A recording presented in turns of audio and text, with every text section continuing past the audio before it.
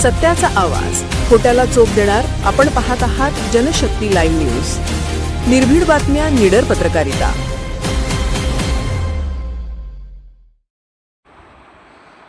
लाच घेताना भुदरगड पोलीस ठाण्यातील हेड कॉन्स्टेबलसह साथीदार रंगेहात पकडले.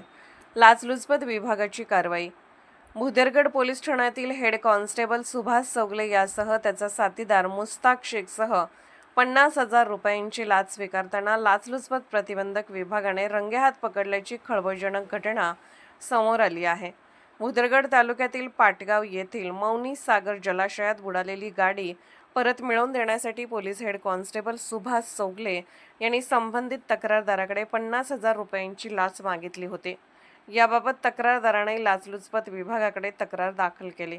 त्यानुसार लाचलुचपत विभागाने सापळा रचून गारगोटी सोनाळी येथील महसूल भवनासमोर कारवाई केली. यावेळी सुभाष चौगले व मुस्ताक शेख यांना 50,000 रुपयांची लाच स्वीकारताना रंगेहात पकडण्यात आले. दोघांनाही ताब्यात घेण्यात आले असून रात्री उशिरापर्यंत त्यांच्याकडे चौकशी सुरू होती. या कारवाईमुळे पोलीस वर्तुळात एकच खळबळ उडाली आहे. सर्जेराव भाट, मुरगुड प्रतिनिधी. जनशक्ती लाईव्ह न्यूज चॅनलला लाईक करा, शेअर करा आणि सबस्क्राईब करा.